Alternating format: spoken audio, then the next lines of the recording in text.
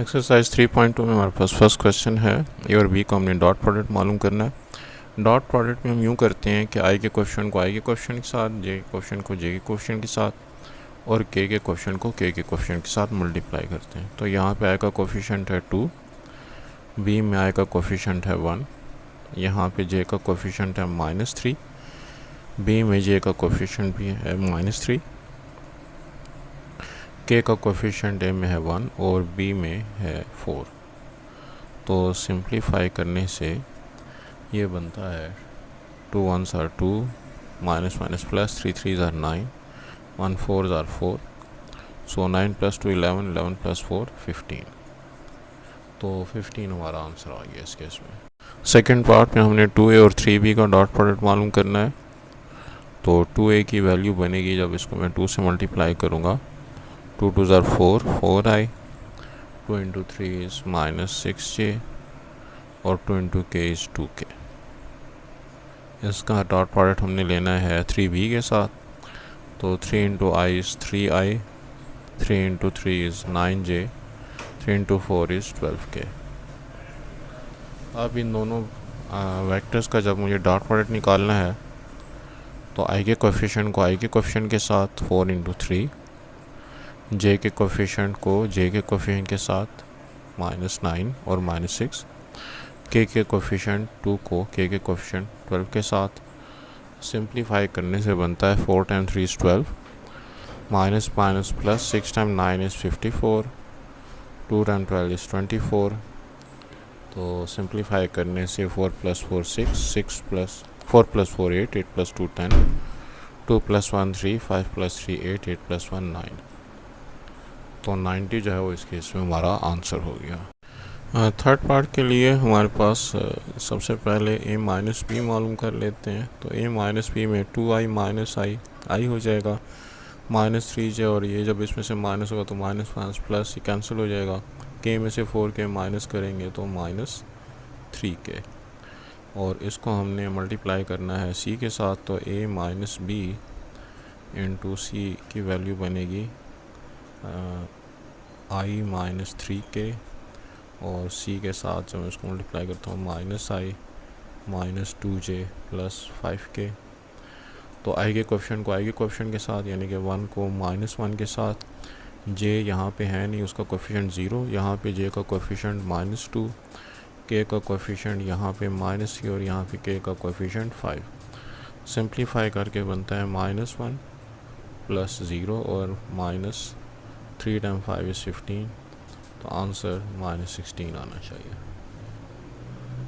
हमारे पास जो फोर्थ पार्ट है उसमें 2a + 3b -c की वैल्यू मालूम करने की खातिर मैं 2 को अगर a के साथ मल्टीप्लाई करूँ तो 2 are 4, 4i, -2 3 are 6, 6j और 2 into k।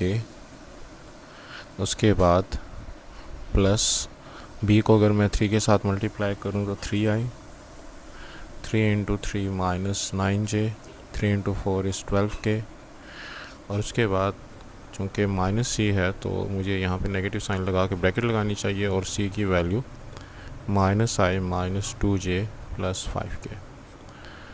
अब मैं अगर यहाँ पे लाइक टर्म्स को इकट्ठा करूँ तो 4i + 3i और यहाँ पे -i -6j -9j और ये minus plus 2j + 2k + 12k और ये -5k। सिंप्लीफाई करके ये बनता है हमारे पास 4i + 3i 7i, 7i -i 6i, -6 और -9 -15, -15 + 2 -13j और 2 + 12 14, 14 -5 + 9k। तो ये जो हमारे पास 2a + 3b -c की वैल्यू बनी है, इसको हमने मल्टीप्लाई करना है a + b के साथ। तो a + b जो है वो अगर मैं इन दोनों वेक्टर्स को ऐड कर लूँ तो 2i + i 3i और -3j और -3j -6j +k और +4k + 5k। तो फ्रॉम 1 and 2 हमारे पास ये जो वैल्यू है ये है 2a प्लस 3b माइनस सी, जिसको क्या हमने डॉट प्रोडक्ट करना है a प्लस b के साथ। तो मैं यहाँ पे आई के क्वेश्चन को आई के क्वेश्चन के साथ यानी कि 6 को 3 के साथ मल्टीप्लाई करता हूँ। जे का कोएफिशिएंट जो मेरे पास -13 है उसको जे के कोएफिशिएंट -6 के साथ, और के का कोएफिशिएंट 9 जो है उसको के कोएफिशिएंट 5 के साथ मल्टीप्लाई करता हूँ। तो इसको सिंप्लीफाई करके मेरे पास आता है 6 time 3 is 18, minus minus plus 6 time 3 is 18, 6 plus 1 7 78, और 9 टाइम 5 इज़ 45। तो सिंप्लीफाई करके 8 plus 8 16, 16 plus 5 21, 4 plus 2 6, 7 plus 6 13, 13 plus 1 14। तो हमारा आंसर 141 आना चाहिए। अच्छा, यहाँ पे मुझसे गलती हुई, सी की वैल्यू जब वो माइनस आई है, जब माइनस आई है तो उसके हिसाब से ये प्लस आई हो जाएगा, और प्लस आई होगा तो हम इसको 4 प्लस 3 7, 7 प्लस 1 इसको हम 8 कर देंगे। और इसमें अब यहाँ पे भी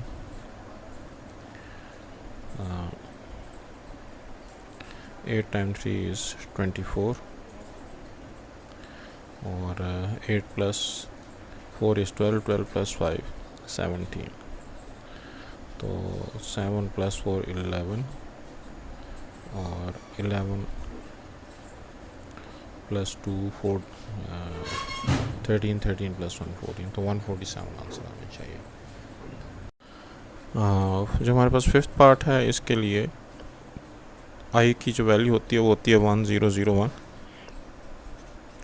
तो मैं यहाँ पे 1001, इसका मैंने डॉट प्रोडक्ट लेना है ए के साथ। ए के जो मेरे पास यहाँ पे आई जे के क्वेश्चंस बनने हैं वो बनने हैं 2, -3 और 1।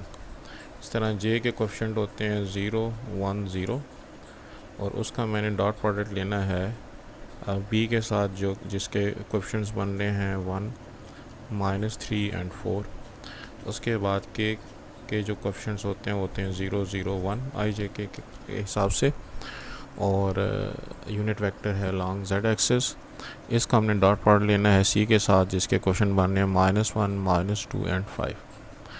तो ये मेरे पास बनता है 1 × 2 = 2, बाकी ये दो ज़ीरो हो जाएंगे। इसी तरीके से यहाँ पे मेरे पास 1 × -3 = -3, बाकी 1 और 4 0 से मल्टीप्लाई करके 0 हो जाएगा।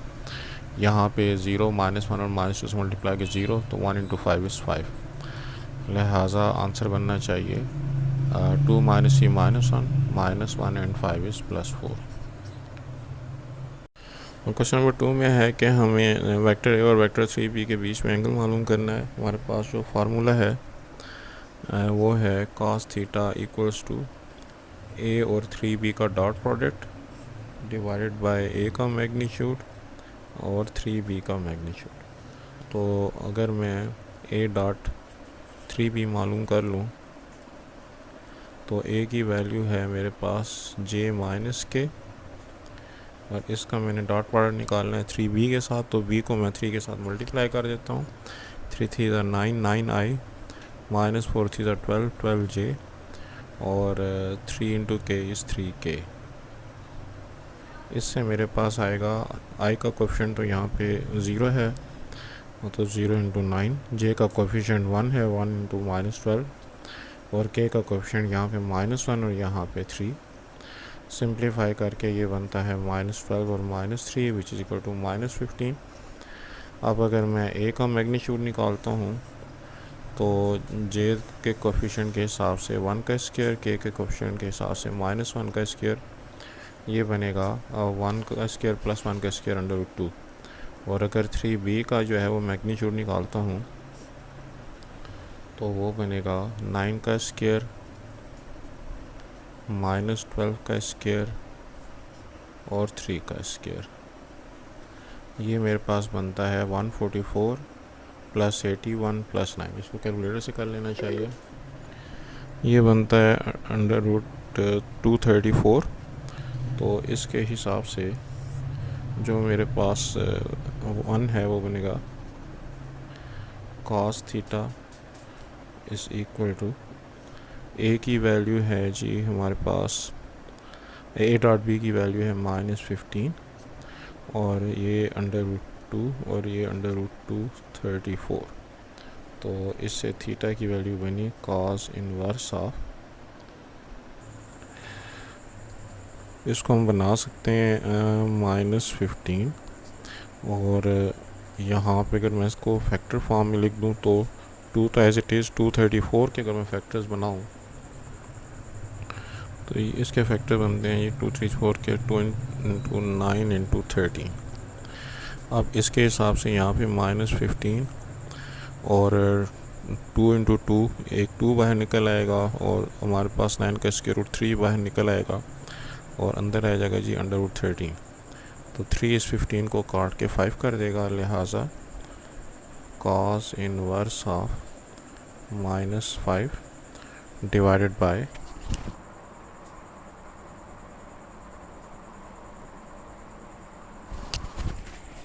2√13। तो ये हमारा जो है वो रिक्वायर्ड एंगल हो गया।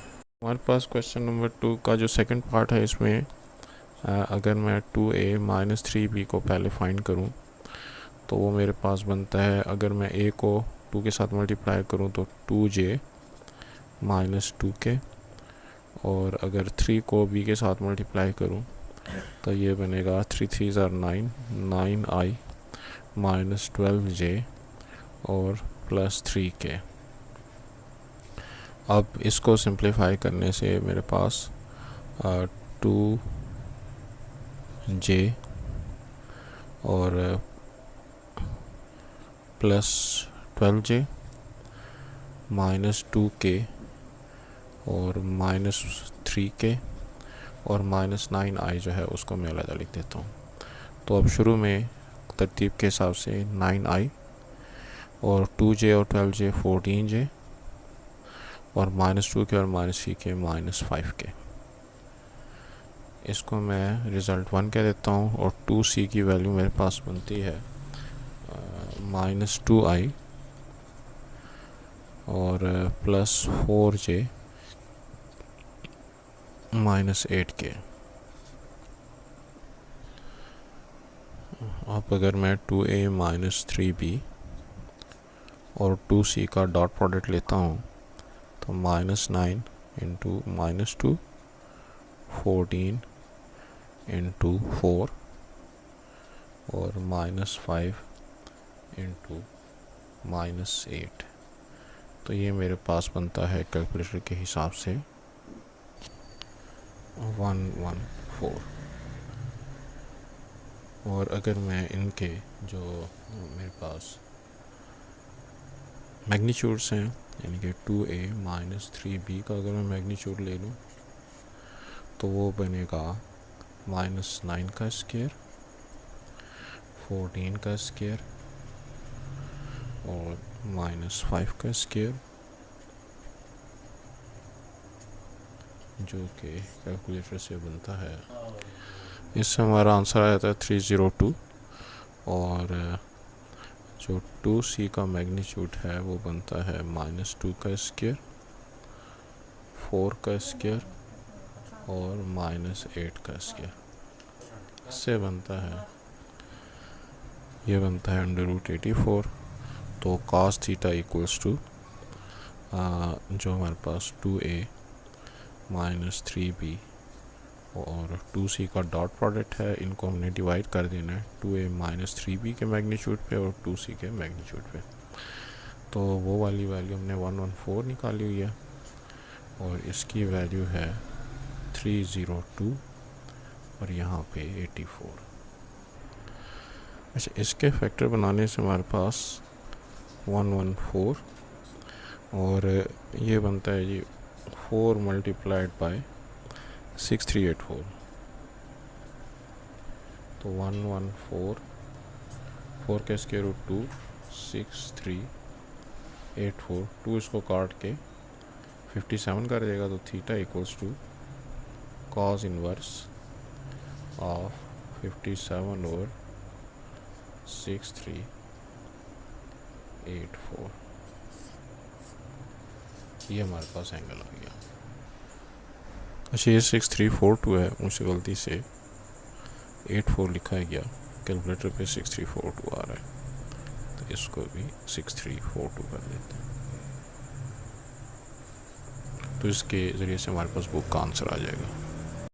क्वेश्चन नंबर 2 के थर्ड पार्ट में है माइनस ए प्लस सी। वेक्टर अगर हम मालूम करें तो ए को -1 से मल्टीप्लाई करना पड़ेगा, लिहाजा -j, और इसके साथ जो माइनस के है ये प्लस के हो जाएगा। सी की है हमारे पास -i प्लस 2j और -4 के। तो अगर मैं लाइक टर्म्स को इकट्ठा कर लूँ तो i की मेरे पास एक ही टर्म है, j की हमारे पास ये दो टर्म्स हैं, तो -j और प्लस 2j प्लस j हो गया। k की हमारे पास ये दो टर्म्स हैं, -3k, इसको मैं रिज़ल्ट 1 कह देता हूँ। और फॉर b -2c, b की वैल्यू है हमारे पास 3i -4j प्लस k, और अगर मैं -2 को मल्टीप्लाई करूँ c के साथ तो चलिए इसको ज़रा डिटेल में कर लेते हैं। -2 और c की वैल्यू अगर लिखूँ -i प्लस 2j -4k, तो ये बनेगा b -2c is equal to 3i। यहाँ से minus minus plus plus 2i, इसके बाद j की टर्म यहाँ पे -4j और यहाँ पे बनेगी, यहाँ पे -4j, इसके साथ यहाँ पे प्लस k और यहाँ पे minus minus plus 2 time 4 is 8k। तो b -2c हमारे पास बना 3i plus 2i 5i, -4j -8j plus k plus 8k plus 9k, इसको हम रिज़ल्ट 2 कह देते हैं। So from 1 and 2 -a plus c dot b -2c, इसमें मैं i के कोएफिशिएंट -1 को i के कोएफिशिएंट 5 के साथ मल्टीप्लाई करता हूँ, j के कोएफिशिएंट -1 को j के कोएफिशिएंट -8 के साथ, k के कोएफिशिएंट -3 को k के कोएफिशिएंट 9 के साथ, जिससे आंसर बना -5 प्लस 8 और -27।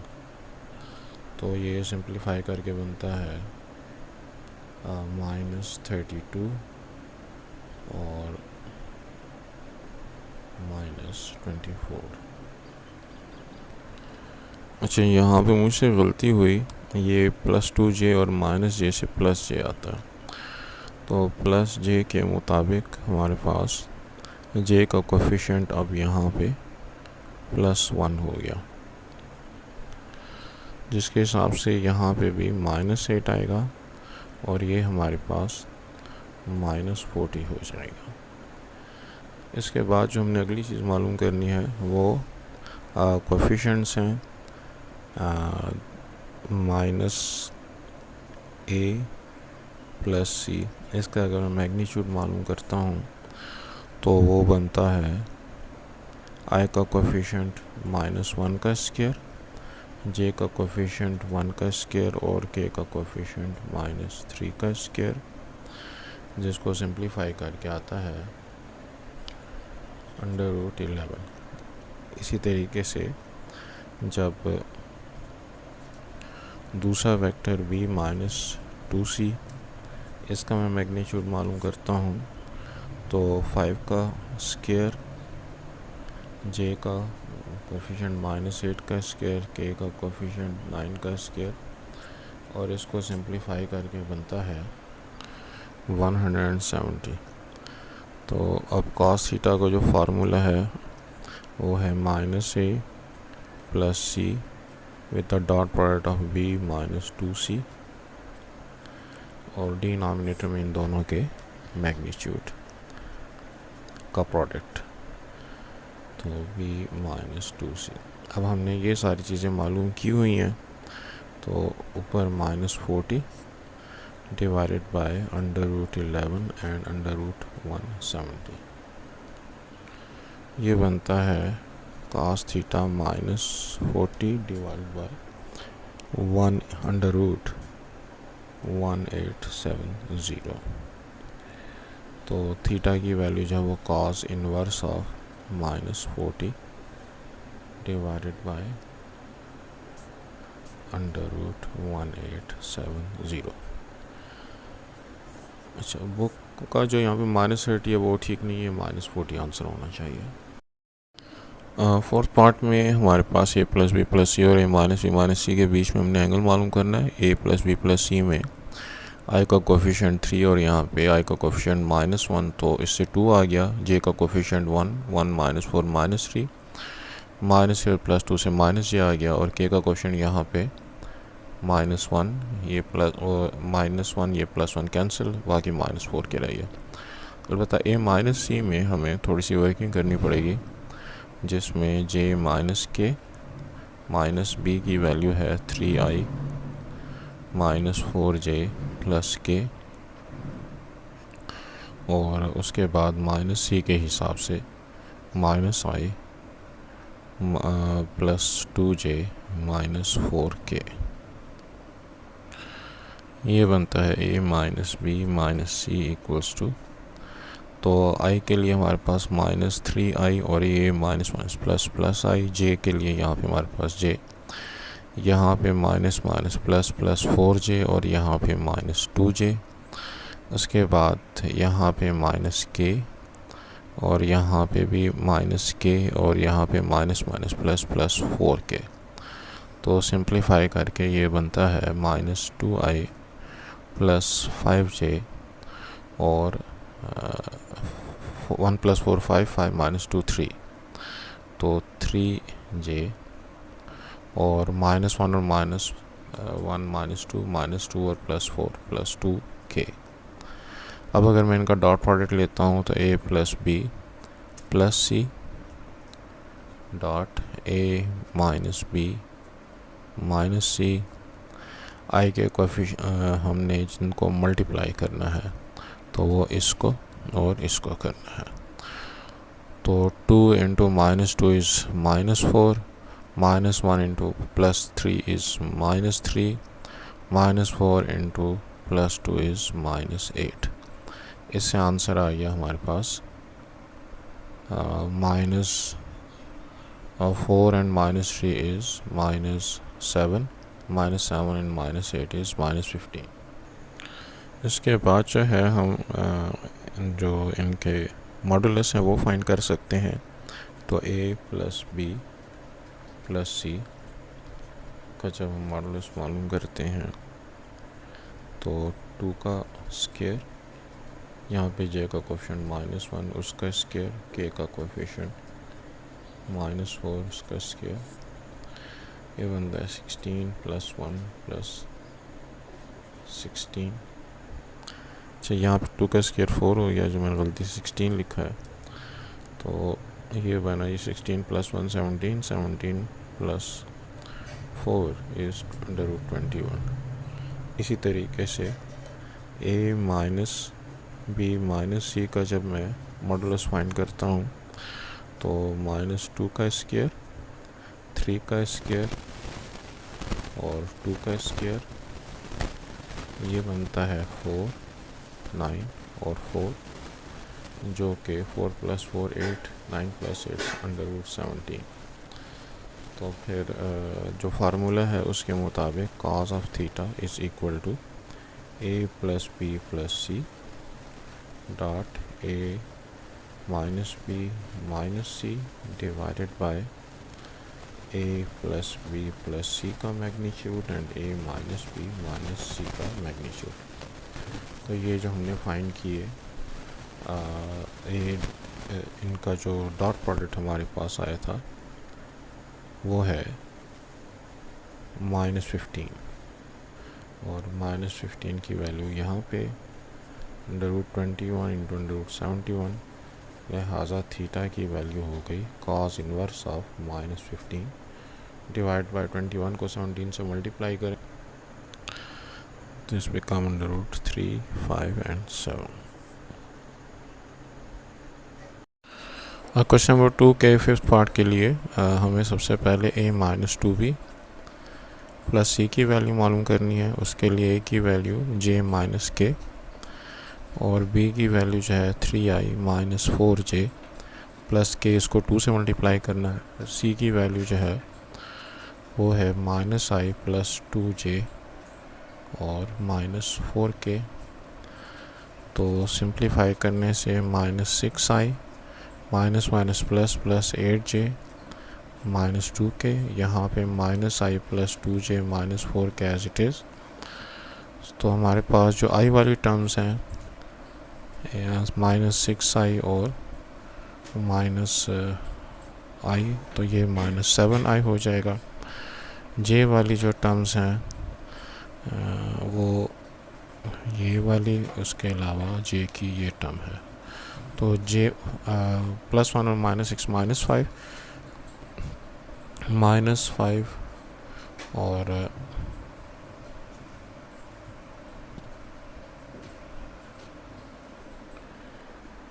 तो इनको ऐड करने से आता है +11j और अगर k की टर्म्स को ऐड करें तो -1 और उसके अलावा -2, ये -3 हो जाएगा और -3 और -4 मिलकर -7k। इसको हम रिज़ल्ट 1 कह देते हैं और इसका मैंने डॉट प्रोडक्ट मालूम करना है a के साथ।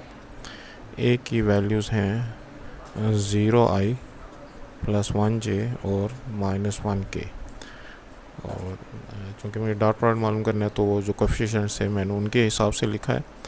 अब मैं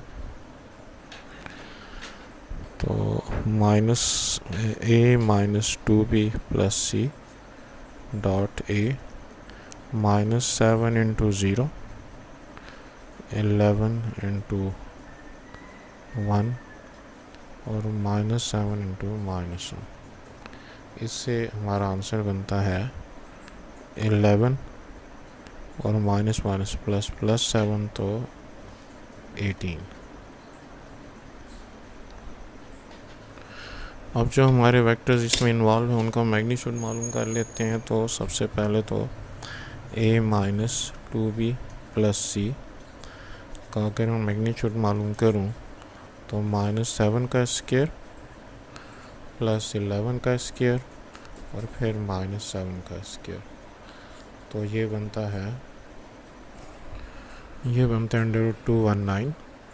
और अगर हम a का मैग्नीट्यूड निकालें तो 0 का स्क्वायर प्लस 1 का स्क्वायर और -1 का स्क्वायर, तो हमारे पास √2 आ गया।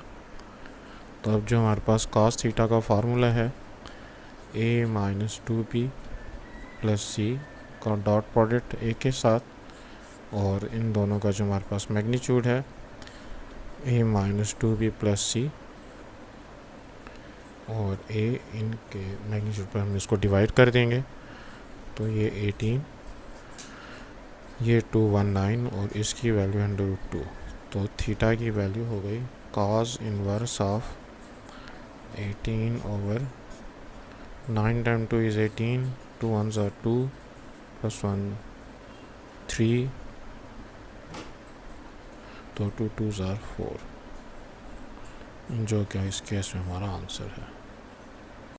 क्वेश्चन नंबर 3 के फर्स्ट पार्ट में है कि ए बी सी जो है वो एक दूसरे के साथ इस फॉर्मेट में एंगल बना रहे हैं कि इनका सम जो वो 0 है। हमको ए और बी के बीच में बनने वाला एंगल उसको हम कैपिटल सी से ज़ाहिर कर सकते हैं, वो एंगल हमने मालूम करना है। तो अगर ए प्लस बी प्लस सी 0 के बराबर है तो मैं यहाँ पे ए प्लस बी को माइनस सी के बराबर ले सकता हूँ। और अगर हम दोनों साइड की स्केलिंग करें तो ए प्लस बी और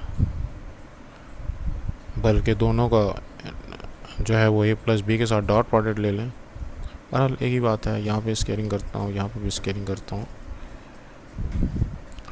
तो ये ए का स्क्वायर, ये बी का स्क्वायर, और ये हमारे पास 2a.b, और ये सी का स्क्वायर।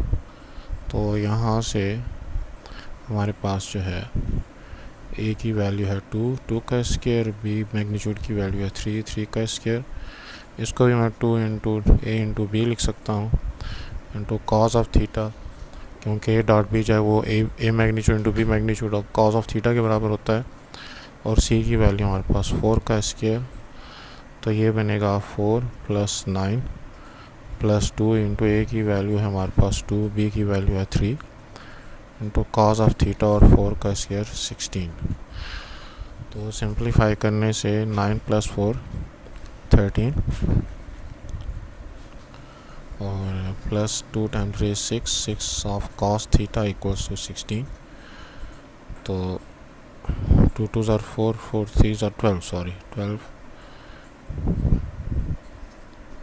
ऑफ cos थीटा, तो 12 cos थीटा की वैल्यू बनी 16 - 13, cos थीटा की वैल्यू बनेगी 16 - 13 3/12 विच इज इक्वल टू 1/4। तो cos ऑफ थीटा या थीटा जो है वो cos इनवर्स ऑफ 1/4 हो गया। अच्छा, कभी हम इस एंगल की बात करते होते हैं और ये जो इसके बाहर एक्सटीरियर एंगल बन रहा है उसको भी हम लिख सकते हैं। तो थीटा जो है वो 180 degree minus cos inverse of 1/4 इस फॉर्मेट में भी लिखा जा सकता है जिस फॉर्मेट में बुक ने आंसर दिया हुआ है। तो या ये अंदर वाला एंगल लिखेंगे या ये बाहर वाला एंगल लिखेंगे, दोनों बातों का एक मतलब है। अलबत्ता वो जो थीटा की वैल्यू दी है वो ठीक नहीं है, ठीक वैल्यू यही है cos inverse of 1/4। Question number 3 के सेकंड पार्ट के लिए हमको जो गिवन इंफॉर्मेशन है वो है कि a + b + c जो है वो 0 के बराबर है, और इसके हिसाब से हमको जो दूसरी इंफॉर्मेशन गिवन है a + b magnitude equal to a - b magnitude. तो अगर मैं दोनों साइड पर स्क्वायरिंग कर दूं तो a + b मैग्नीट्यूड का स्क्वायर a - b मैग्नीट्यूड का स्क्वायर, ये बनेगा a का मैग्नीट्यूड उसका स्क्वायर, b का मैग्नीट्यूड उसका स्क्वायर, और +2 और a और b का डॉट प्रोडक्ट। यहाँ पे भी a square b square -2a और b का डॉट प्रोडक्ट। तो हमारे पास ये दोनों टर्म्स एक दूसरे साथ कैंसिल हो गई। 2ab + 2ab 0 के बराबर, तो 4ab 0, तो 4 तो 0 के बराबर होता नहीं है, therefore a.b is equal to 0।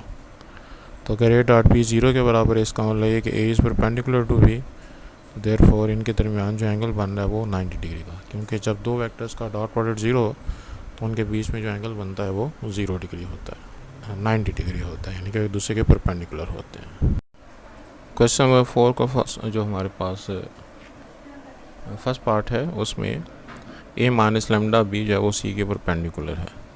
तो अगर मैं a - λc की वैल्यू मालूम करता हूँ तो वो बनेगा i - 3j + 4k - लैम्डा, और यहाँ पे a -λb है ये, सॉरी।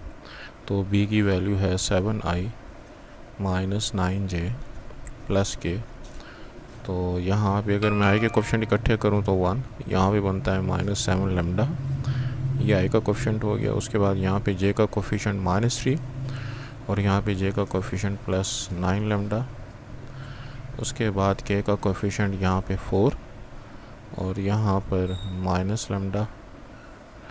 तो ये हमारे पास i j के कोफिशिएंट्स बन गए, और इसको हमने c के साथ जो है वो परपेंडिकुलर इसका लेना है। c के जो हमारे पास वैल्यू है 3i - 2j + 5k। तो a - λb का जब मैं c के साथ डॉट प्रोडक्ट लेता हूँ तो 1 - 7 लैम्डा इंटू 3 और -3 + 9 लैम्डा इंटू -2, और 4 माइनस लेमडा इंटू 5। अब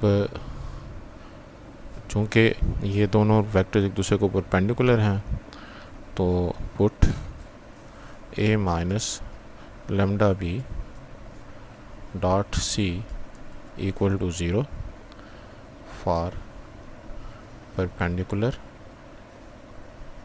तो इससे हमारे पास जो इक्वेशन बनती है उसको सिंप्लीफाई करने से 3 minus 21 lambda minus minus plus 3 time 2 is 6 minus 18 lambda और plus 20 minus 5 lambda equal to 0। अच्छा, हमारे पास जो लाइक टर्म्स बनती हैं तो -21 और -18 और -5, तो 8 + 5 13, 13 और 1 14, 1 + 1 2 और 2 + 2 4, सो -44 लेमडा। और हमारे पास जो दूसरी लाइक टर्म्स बनती हैं वो ये वाली हैं, तो 3 + 6 9, 9 + 20 29 इक्वल टू 0। तो 29 इज इक्वल टू 44 लेमडा, जिससे लेमडा की वैल्यू 29/44 होनी चाहिए। पास क्वेश्चन नंबर 4 का जो सेकंड पार्ट है, इसमें क्यूब की बात हो रही है। तो क्यूब जो है वो अगर इसका एक फेस में ये ले लूँ तो दूसरा जो हमारे पास फेस बनेगा कुछ इस तरह से बन सकता है।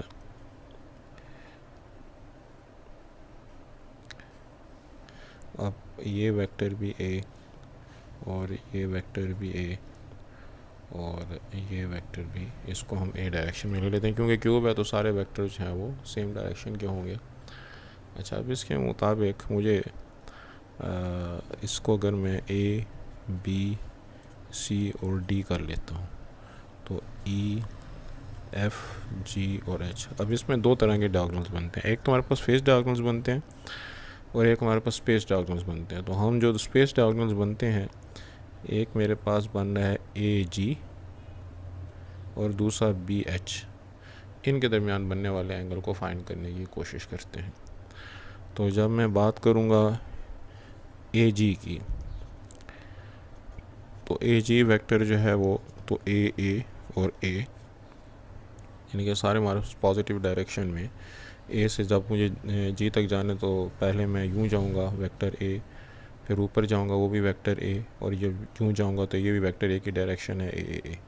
और अगर मैं बात करता हूँ वेक्टर बी एच की, तो बी से एच पे जाने के लिए पहले मुझे ये डायरेक्शन चूज़ करनी पड़ेगी जो कि -a है। उसके बाद जब मैं ऊपर जाता हूँ तो वो ठीक है, +a वाली डायरेक्शन है। फिर मैं डी से एच की तरफ जाता हूँ तो वही जो सी जी की डायरेक्शन थी वही डी एच की डायरेक्शन है, यानी कि ए। तो इसमें सिर्फ एक कंपोनेंट जो है उसका साइन हमारे पास चेंज होगा। तो अब इसमें मैं ए जब इनका कॉस थीटा निकालता हूँ तो मेरे पास ए जी इंटू जी एच, इनका डॉट प्रोडक्ट डिवाइड बाय ए जी का मैग्नीट्यूड और जी एच का मैग्नीट्यूड। तो इसके हिसाब से मेरे पास कॉस थीटा बना A into -a A into A is A square और A into A is A square divided by, यहाँ पे भी A square plus A square plus A square और मल्टीप्लाइड बाय -a स्क्र और A square और A square. लेकिन अगर -a square भी हो तो वो भी हमारे पास +a स्क्र हो जाता है। तो cos थीटा की वैल्यू बनी -a स्क्र +a स्क्र को कैंसिल कर देगा, यहाँ पे मेरे पास a स्क्र आ जाएगा। ये बना √3a स्क्र, ये भी बना √3a स्क्र, क्योंकि -a स्क्र +a स्क्र हो जाएगा। तो a स्क्र डिवाइडेड बाय हमारे पास √3 into √3 3, a square into a square a4 का स्क्र रूट जो है हमारे पास वो a स्क्र आ गया। तो a स्क्र को कैंसिल कर देगा, लिहाजा थीटा की वैल्यू हमारे पास बनेगी cos इनवर्स ऑफ 1/3, जो कि हमको प्रूफ करना था। किसी वेक्टर के डायरेक्शन कोसाइंस का मतलब ये होता है कि अगर हम यूनिट वेक्टर मालूम कर लें उसकी डायरेक्शन में, तो आई जे के जो कोएफिशिएंट बनते हैं उनको हम डायरेक्शन कोसाइंस कहते हैं। तो यूनिट वेक्टर का हमारे पास फार्मूला है कि आप उस वेक्टर को उसके मैग्नीट्यूड पर डिवाइड कर दो। तो अगर मैं ए का मैग्नीट्यूड निकालता हूँ तो मेरे पास बनता है 2 का स्क्वायर माइनस 3 का स्क्वायर 4 का स्क्वायर। तो ए का मैग्नीट्यूड बना 2 का स्क्वायर 4, 3 का स्क्वायर 9 और 4 का स्क्वायर 16, जिससे आंसर बनता है √29। अब अगर मैं ये जो यूनिट वेक्टर है जिसको मैंने रिलेशन 1 का नाम दिया है, तो ये बनेगा 2i minus 3j plus 4k divide by √29। तो इसके अगर मैं डायरेक्शन कोसाइंस लिखता हूँ तो मैं इसके 2 बाय √29 माइनस 3 बाय √29 और 4 बाय √29 जो है ये इसके रिक्वायर्ड डायरेक्शन कोसाइंस होने चाहिए। नंबर 5 का जो हमारे पास सेकंड पार्ट है उसमें find the projection of a minus B along C. तो सबसे पहले मैं वेक्टर a माइनस बी मालूम कर लेता हूँ। a माइनस बी में i minus 3i minus 2i हो जाएगा, -2 और ये माइनस माइनस प्लस ये दोनों कैंसिल हो जाएंगे, +3 के और माइनस के +2 के हो जाएगा। और इसका जो है अब हमने प्रोजेक्शन लेना है अलॉन्ग सी। तो सी की वैल्यू जो है वो मेरे पास है 7i माइनस जे प्लस 8k। तो जो हमारे पास प्रोजेक्शन अलॉन्ग सी का फार्मूला बनेगा a माइनस बी का हम सी के साथ डॉट प्रोडक्ट लेंगे और सी के मैग्नीट्यूड पर इसको डिवाइड कर देंगे। तो जिस वेक्टर के अलॉन्ग हमने प्रोजेक्शन लेनी होती है उसके मैग्नीट्यूड पर डॉट प्रोडक्ट को डिवाइड कर देते हैं। मैं जब इन दोनों को डॉट प्रोडक्ट लेता हूँ तो यहाँ पे आई का कोएफिशिएंट -2 है, तो -2 यहाँ पे 7 के साथ मल्टीप्लाई होगा। जे यहाँ पे नहीं है तो 0, वो जो है यहाँ पे जे के कोएफिशिएंट -1 से मल्टीप्लाई होगा। के का कोएफिशिएंट यहाँ पे 2 है तो वो 8 से मल्टीप्लाई होगा। और इसको मैंने डिवाइड करना है सी के मैग्नीट्यूड पे। सी का मैग्नीट्यूड 7 का स्क्वायर, इसी तरीके से -1 का स्क्वायर और 8 का स्क्वायर। तो सिंप्लीफाई करके बनता है -14 और 8 2 ज़ा 16 डिवाइडेड बाय 7 का स्क्वायर 49 -1 का स्क्वायर +1 और 8 का स्क्वायर 64। तो ऊपर हमारे पास 2 आ गया और नीचे जो है 4 + 1 5, 9 + 5 14, 6 + 1 7, 7 + 4 11। इसी तरह से जो क्वेश्चन का दूसरा हिस्सा है, दूसरे हिस्से में हमारे पास फाइंड करना है projection of B along C minus A. तो सी माइनस ए हम पहले मालूम कर लेते हैं। सी माइनस ए में मैं 7 -1 6i -1 माइनस प्लस, तो -1 और +2 +1j और 8k -3k तो +5k। ये हमारे पास ये -a की वैल्यू हो गई। और ये जो है प्रोजेक्शन इसका जो है वो अलॉन्ग बी। तो बी की वैल्यू जो हमको दी गई है वो है 3i -2j + k। इसके बाद मैं b और c -a का डॉट प्रोडक्ट मालूम कर लेता हूँ जो है, क्योंकि बल्कि डायरेक्ट अगर प्रोजेक्शन की बात करें तो प्रोजेक्शन अलॉन्ग c -a जो है वो होगी c -a का डॉट प्रोडक्ट विद b, और इसको हम c -a का जो मैग्नीट्यूड है उस पर डिवाइड कर देंगे। तो यहाँ पे i का कोएफिशिएंट 6, यहाँ पे i का कोएफिशिएंट 3 6 × 3, और यहाँ पे j का कोएफिशिएंट 1, और यहाँ भी j का कोएफिशिएंट -2। उसके बाद यहाँ पे k का कोएफिशिएंट 5 और यहाँ पे 1 डिवाइडेड बाय, इसको हमने c माइनस ए वेक्टर का अगर हम मैग्नीट्यूड निकालें तो 6 का स्क्वायर और 1 का स्क्वायर और 5 का स्क्वायर। तो इससे हमारे पास आंसर आता है जी 6 time 3 is 18 -2 + 5 divided by 6 6 are 36। तो 36 + 25 + 1, 36 + 1 + 25। तो ये बना जी हमारे पास 18 - 2 16, 16 + 5 21 और 5 + 1 6, 6 + 6 12, 2 + 1 3, 3 + 3 6। हमारे पास 3 वर्टिसेस ट्रायंगल की गिवन हुए हमको। शो ये करना है कि ये एक राइट एंगल ट्रायंगल है और उसमें जो राइट एंगल है उसके अलावा जो 2 एंगल्स हैं वो भी हमने मालूम करने हैं। तो अगर मैं वेक्टर ए बी मालूम कर लूँ तो ए बी मेरे पास बी से ए के ऑर्डिनेट्स माइनस करते हैं, 3 - 0 3, 1 - +1 तो 2, 4 - +2 तो 4 + 2 6। इस तरीके से ए बी के बाद मैं बी सी मालूम करता हूँ। बी सी मेरे पास आ जाएगा, सी से बी के ऑर्डिनेट्स माइनस करते हैं, 5 - 3 2, 7 - 1 6 और 1 - 4 -3। ए बी बी सी और फिर आखिर में सी ए। तो सी ए में 0 - 5 -5, -1 - 7 -8, -2 -1 -3। अब ए बी और बी सी का अगर मैं डॉट प्रोडक्ट लेता हूँ तो मेरे पास बनता है 3 2 are 6, 2 6 are 12, 6 × -3 is -18। तो चूँकि ये 0 बनता है तो therefore A B is perpendicular to B C.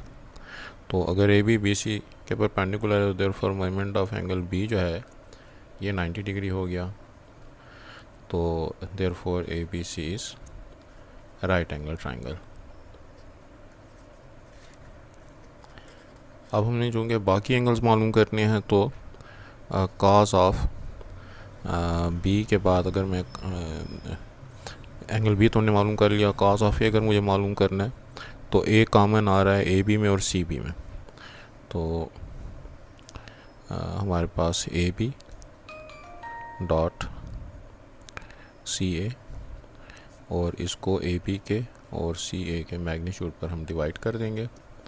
तो ये मेरे पास बनता है ए बी और सी ए का अगर मैं डॉट प्रोडक्ट लेता हूँ तो 3 × -5 is -15 और 3 × -2 × -8 is -16, 6 × -3 is -18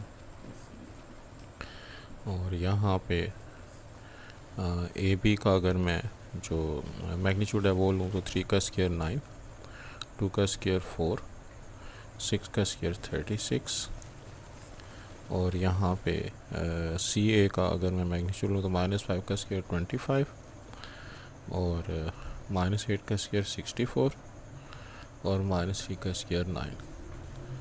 तो इसकी सिंप्लीफिकेशन से बनता है A is equal to cos inverse और इन सबको अगर हम ऐड कर दें तो ये मेरे पास बनता है -0.707 मेजरमेंट ऑफ एंगल ए। तो मेजरमेंट ऑफ एंगल ए की जो वैल्यू मेरे पास बनी वो हमारे पास आती है। अच्छा, तो मेजरमेंट ऑफ एंगल ए जो है कॉस इनवर्स ऑफ -0.707 से एंगल बन रहा है 135 डिग्रीज। तो हमारे पास चूँकि मेजरमेंट ऑफ एंगल बी जो है वो 90 डिग्री का है, तो इसका मतलब ये कि 135 डिग्री का एंगल है यहाँ पे बी के ऊपर 90 का एंगल बन रहा है। और ये अगर मैं इसको ए कह दूं और इसको बी कह दूं तो मेरे पास इसको अगर मैं सी कह दूं ये वाला एंगल जो है 135 का होगा। ये इंटीरियर एंगल जो है ये इसमें से 180 में से 135 को माइनस करके आएगा। तो मोमेंट ऑफ एंगल की जो हमारे पास वैल्यू आई 135 पॉसिबल नहीं है इंटीरियर एंगल के हिसाब से, लिहाजा इस एंगल को जो हम निकालेंगे तो इसके साथ लिख देते हैं कि ये एक्सटीरियर एंगल हो गया, और हमारे पास जो इंटीरियर एंगल है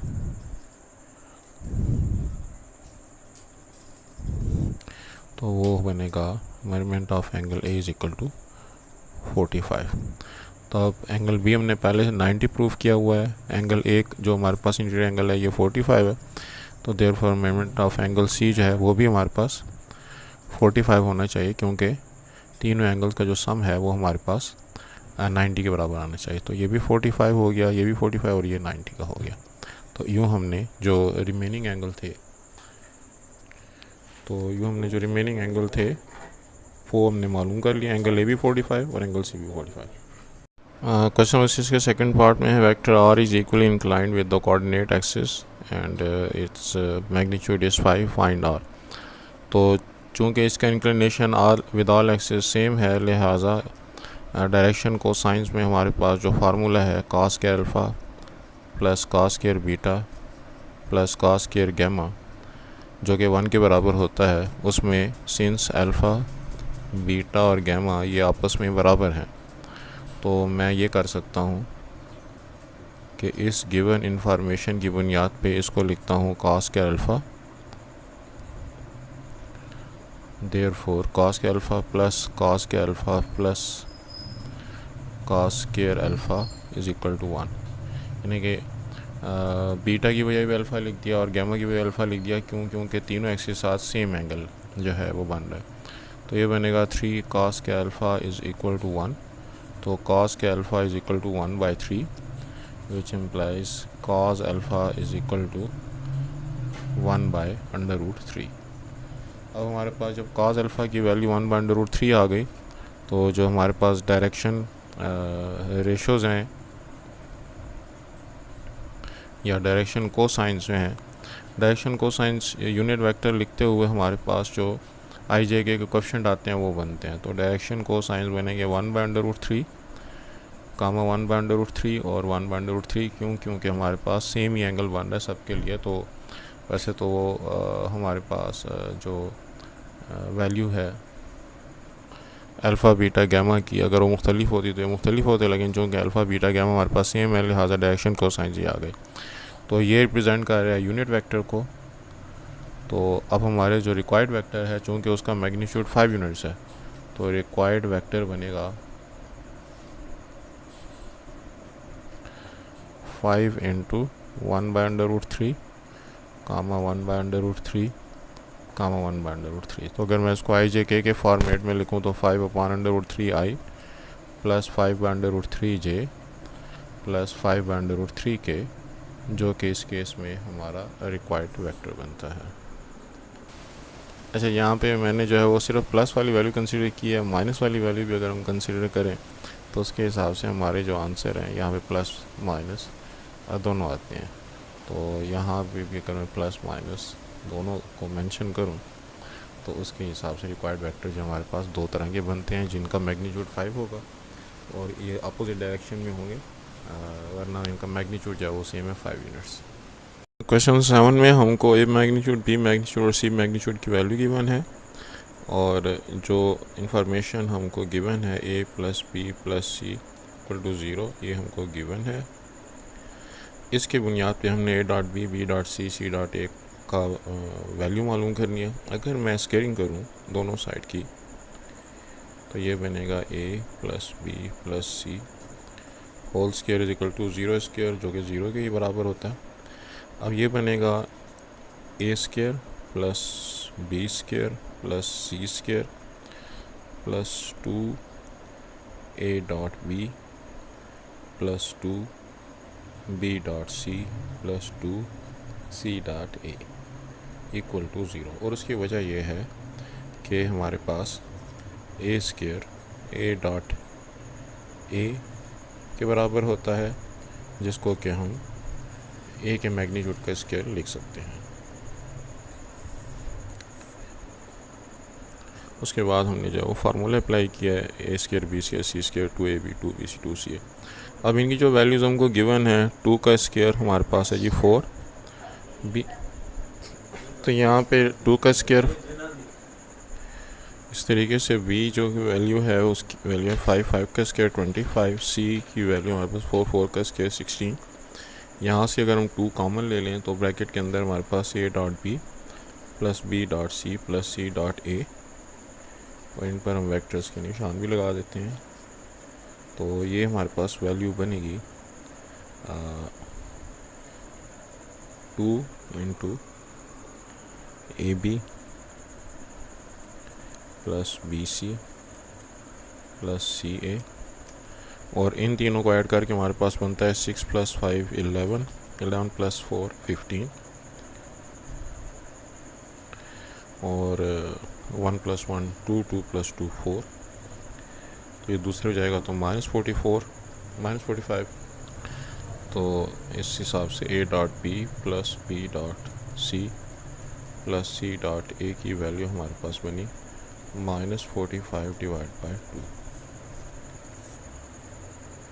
क्वेश्चन नंबर 7 में है कि for any vector r prove that r is equal to r into I r into J r into K जो है ये इक्वल होता है। तो सॉल्यूशन में let r is equal to X I plus Y J plus Z के।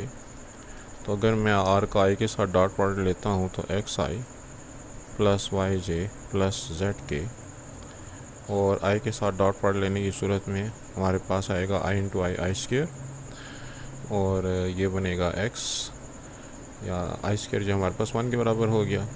अलबत्ता जब j और i आपस में डॉट प्रोडक्ट करेंगे तो चूँकि दोनों एक दूसरा 90 डिग्री एंगल बना रहे हैं, लिहाजा ये हमारे पास 0 आ जाएगा, और यहाँ पे भी हमारे पास 0 आ जाएगा। तो आंसर हमारे पास आ गया x। इसी तरह से जब हम r का डॉट प्रोडक्ट लेते हैं j के साथ तो x I plus Y J plus Z के, और j के साथ डॉट प्रोडक्ट लेने की सूरत में हमारे पास आर जे की वैल्यू आएगी, ये इसके साथ मल्टीप्लाई होगा तो i और j 0 आ जाएगा। अलबत्ता y j इंटू जे स्केयर जो कि 1 के बराबर है, और z k into J that is again 0, तो यहाँ से y आ जाएगा। इस तरीके से r को अगर हम k के साथ डॉट प्रोडक्ट लें तो x I plus Y J plus Z के, और इसका जब हम डॉट प्रोडक्ट लेते हैं k के साथ तो हमारे पास इससे वैल्यू बनती है i into K 0, j into K is again 0, Z K into K is K square which is equal to 1, तो आंसर हमारे पास z आ गया। तो इसके हिसाब से therefore r is equal to X I plus Y J plus Z K. तो इसके लिए हम लिख सकते हैं x की वैल्यू हमने क्या निकाली है जी, x की वैल्यू एक्स आई, लिहाजा मैं इसको एक्स आई इंटू आई लिख सकता हूँ। y की वैल्यू हमने निकाली है आर जे, तो यहाँ पे मुझे r लिखना है, और आर जे इंटू जे, z की वैल्यू हमने आर के से को जो है वो z लिया है, तो यहाँ पे मैं z की बजाय आर के लिख सकता हूँ, और बाहर के। तो ये हमारा जो है वो रिक्वायर्ड रिज़ल्ट हो गया। देखिए ये x की वैल्यू है, ये हमारे पास y की वैल्यू है, और ये z की वैल्यू। नंबर 8 में है कि हमारा जो रिक्वायर्ड वेक्टर है उसको अगर हम सपोज कर लें r is equal to A I plus B J plus C K, तो गिवन वेक्टर्स के साथ उसका डॉट प्रोडक्ट जो है वो हमको गिवन है। इसका मतलब ये हुआ कि पहला जो वेक्टर है जिसमें कोएफिशिएंट है i का 1 dot A plus 1 dot B और -3 डॉट के, ये हमको 0 के बराबर गिवन है। इसी तरीके से दूसरा वेक्टर जिसमें i का कोएफिशिएंट है 1 डॉट ए, j का कोएफिशिएंट है 3 डॉट बी, a का कोएफिशिएंट है -2 डॉट के, ये 5 के बराबर हमको गिवन है। और तीसरा वेक्टर 2i j प्लस 4 के, तो i का कोएफिशिएंट 2 इंटू ए, जे का कोएफिशिएंट 1 इंटू बी, और k का कोएफिशिएंट 4 इंटू सी, ये हमको 8 के इक्वल गिवन है। अब इन रिलेशनशिप के हिसाब से हमने ए बी सी की वैल्यू मालूम करनी है। उसके लिए अगर मैं आर्गुमेंटेड मैट्रिक्स लिखूं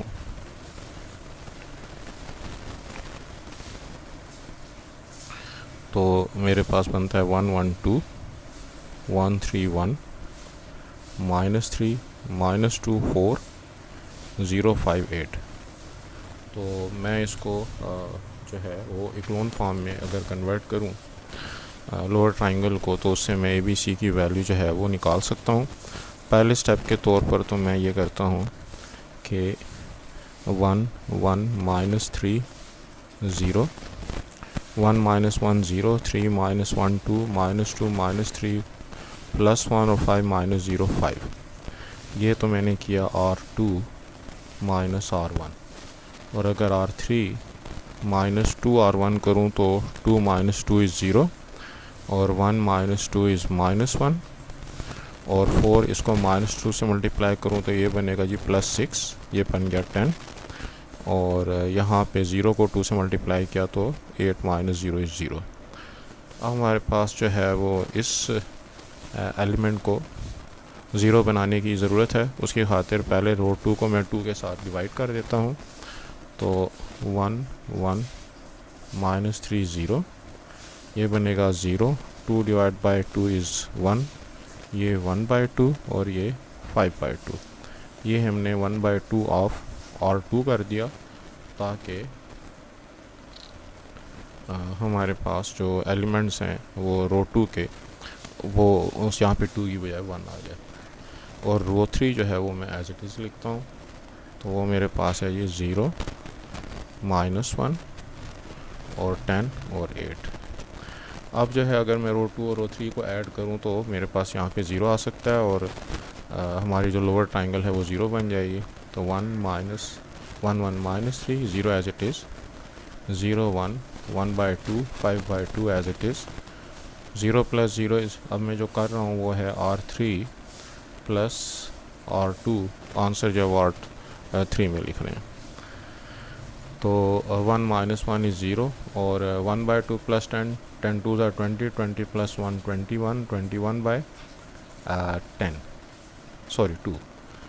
तो 2 हमारा एलसीएम था तो 21/2। और जब मैं इसमें से 5/2 और 8 को ऐड करता हूँ तो 8 2 are 16 16 + 5 21, ये भी हमारे पास 21/2। इसका मतलब ये हुआ कि 21/2 C, क्योंकि ये C का कोएफिशिएंट इज़ इक्वल टू 21/2, इससे C की वैल्यू तो 1 आ गई। और ये वाली वैल्यू अगर मैं पुट करूँ तो रो 2 जो है वो बनती है 0 of A + 1 of B + 1/2 of C is equal to 5/2। तो यहाँ पे हमने C की वैल्यू तो 1 लिखी हुई है, लिहाजा B + 1/2 इज़ इक्वल टू 5/2, जिससे कि बनेगा B इज़ इक्वल टू 5/2 - 1/2, ये बनेगा 5 - 1 4 4/2 इज़ 2। इसलिए B की वैल्यू हमारे पास 2 आ गई। और जो हमारे पास रो 3 है वो दे रही है रो 1 सॉरी, वो है A + B -3C = 0। तो चूँकि हमारे पास B की वैल्यू है 2 और C की वैल्यू है 1 इज़ इक्वल टू 0, तो यहाँ से A की वैल्यू हो गई 2 -3 से -1 उधर जाएगा तो +1। लिहाजा A की वैल्यू, B की वैल्यू और C की वैल्यू हमने फाइंड कर ली। तो हमारा जो रिक्वायर्ड वेक्टर है वो बना R is equal to 1i + 2j + 1k। तो 1 वगैरह ना भी लिखें तब भी ठीक है, ये हमारा आंसर होना चाहिए। और अगर इसको ज़रा अच्छे फॉर्मेट में लिखें तो R is equal to i + 2j + k, यानी कि ये जो कोएफिशिएंट 1 1 के तौर पर लिखे हैं उनको लिखने की ज़रूरत नहीं। नंबर 9 में हमारे पास लेफ़्ट साइड को राइट साइड के इक्वल प्रूफ करना है। तो राइट हैंड साइड में मैं अब 1/4 कॉमन लेके इन पे जो फार्मूला लगाता हूँ तो ये बनेगा a² प्लस b², और इसको मैं लिख सकता हूँ 2 × a डॉट b, और यहाँ पे भी -a² और -b² और -1 प्लस 2 × a डॉट b। क्योंकि ये a - b होल स्क्वायर के फार्मूले से a² प्लस b² -2 भी बनेगा, लेकिन चूँकि बाहर नेगेटिव साइन है तो अंदर साइन चेंज हो जाएंगे, ये वाली वैल्यूज़ कैंसिल हो जाएंगी। हमारे पास बनेगा 1/4, इसको मैं लिख सकता हूँ 2 + 2 4 a डॉट b। 4 को 4 से कैंसिल कर देंगे तो a dot b which is left hand side.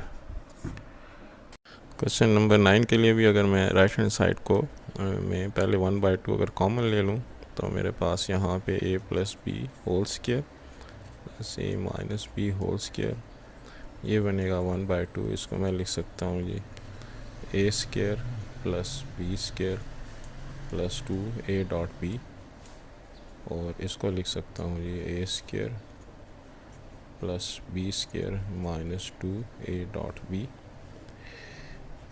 तो प्लस 2 a डॉट बी और -2 a डॉट बी एक दूसरे को कैंसिल कर देंगे, और यहाँ पे a² और a², 2a², और इस तरीके से b² और b², 2b²। तो 2 अगर हम कॉमन ले लें तो यहाँ पे ब्रैकेट में a², यहाँ पे ब्रैकेट में भी b², तो 2 को कैंसिल कर देगा, तो a² प्लस b² जो कि हमारी लेफ्ट हैंड साइड है। क्वेश्चन नंबर 10 में है कि the sum of 2 unit vector is a unit vector.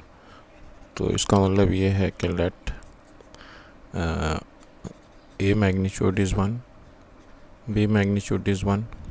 ये हमारे पास 2 यूनिट वेक्टर हो गए, और इनका जो सम है वो भी यूनिट वेक्टर है। अब अगर मैं इसके हिसाब से स्केलिंग करता हूँ तो मेरे पास बनता है a + b का स्क्वायर और यहाँ पे 1 का स्क्वायर, ये बनेगा a² plus b² plus 2 × a dot b is equal to 1 का स्क्वायर 1। तो ये हमारे पास a और b का डॉट प्रोडक्ट हो गया। ये वाली वैल्यू 1 के बराबर है, ये वाली वैल्यू भी 1 के बराबर है, और 2a डॉट b जो है वो हमारे पास 1 के बराबर। अब ये 1 इस 1 के साथ कैंसिल, तो मेरे पास a डॉट b की वैल्यू बनती है -1/2। अगर मैं 1 को दूसरी तरफ लेकर जाऊँ तो -1 और 2 को दूसरी तरफ लेकर जाऊँ, डिवाइड करूँ तो 1/2। अब इसके हिसाब से कंसिडर a - b जो है होल स्क्वायर, तो ये बनेगा a² प्लस b² माइनस 2 और a और b का डॉट प्रोडक्ट। तो यहाँ पे मैं लिख सकता हूँ a - b होल स्क्वायर, चूँकि ये यूनिट वेक्टर है, ये भी 1 हो गया, 1 का स्क्वायर, यहाँ पे भी 1 का स्क्वायर, और यहाँ पे डॉट b की वैल्यू जो है वो हमने -1/2 निकाली हुई है। तो मैं यहाँ पे -1/2 ये वाली वैल्यू जो है वो पुट कर सकता हूँ। ये 2 इस 2 को कैंसिल कर देगा, तो मेरे पास a - b होल स्क्वायर की वैल्यू बनेगी 1 का स्क्वायर 1, यहाँ पे भी 1 का square 1, minus minus plus plus 1, तो आंसर आ गया 3। अब अगर मैं स्क्वायर रूट लेता हूँ तो टेकिंग स्क्वायर रूट ये बनेगा a - b is equal to a - b का मैग्नीट्यूड इज इक्वल टू √3। तो ये जो है हमने मैग्नीट्यूड ऑफ देयर डिफरेंस है वो हमने √3 प्रूव कर दिया। क्वेश्चन नंबर 10 में है कि मैं प्रूव करना है सेमी सर्कल के अंदर जो एंगल बनता है वो राइट एंगल बनता है। तो मैं एक सेमी सर्कल ड्रा करता हूँ। अब यहाँ पे हमारे पास अगर O है और ये मेरे पास अगर R वेक्टर है और यहाँ पे भी फिर ये इस डायरेक्शन में -R वेक्टर हो जाएगा।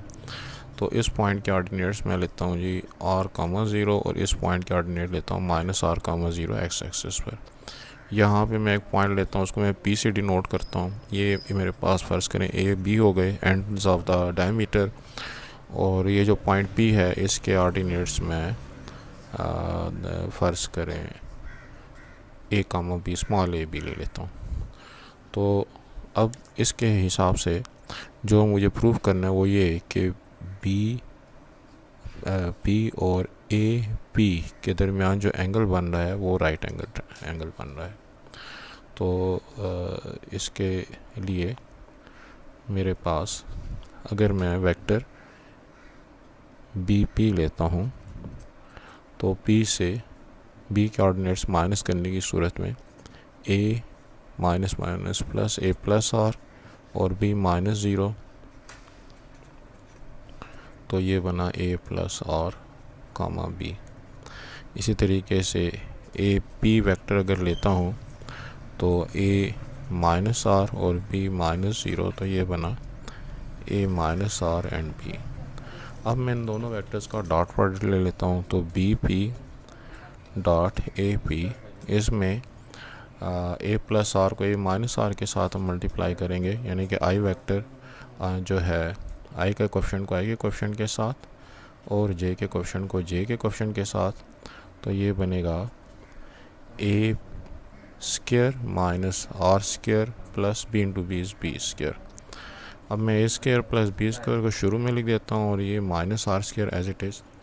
अब चूँकि पॉइंट P जो है PA, B lies on the circle, लिहाजा इसको चूँकि P जो है वो सर्कल के ऊपर लाई करता है तो इसको इक्वेशन ऑफ सर्कल सेटिस्फाई करना चाहिए। तो सर्कल की इक्वेशन जो होती है वो होती है X square plus Y square is equal to R square.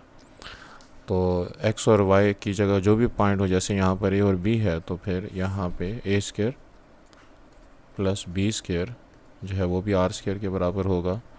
तो ये हमारे पास जो B P dot A P वाली इक्वेशन है, इसको अगर मैं 1 का नाम दे दूँ तो मैं लिख सकता हूँ कि 1 becomes B P dot A P is equal to A square plus B square की बजाय हम आर स्क्वायर लिख सकते हैं, क्योंकि एक ए बी जो है वो सर्कल के पॉइंट है, लिहाजा सर्कल की इक्वेशन को सेटिस्फाई करेंगे। तो हमने ए स्क्वायर प्लस बी स्क्वायर की बजाय आर स्क्वायर लिख दिया, और ये साथ वाला जो आर स्क्वायर है ये as it is R square को काट देगा। तो हमारे पास B P dot A P 0 के बराबर हो गया, therefore B P is perpendicular to A P, यानी कि इन दोनों वेक्टर्स में जो एंगल बन रहा है वो 90 डिग्री का एंगल बन रहा है। तो यही हमको साबित करना था कि सेमी सर्कल के अंदर जो एंगल बनता है वो 90 डिग्री का होता है। तो यार measurement of angle P is equal to 90 degree. Question number 11 का जो फर्स्ट पार्ट है वो है prove that the altitude of triangle are concurrent. तो इसके लिए मैं एक ट्राइंगल फॉर्म करता हूँ और इसमें वर्टिसेस को A B C लेबल कर देता हूँ, और यहाँ पे जो है मैं O पॉइंट लेता हूँ। OA जो है वो मेरे पास एल्टीट्यूड है, तो और इसी तरीके से OB भी जो मेरे पास है वो भी एल्टीट्यूड है। तो let O be the common point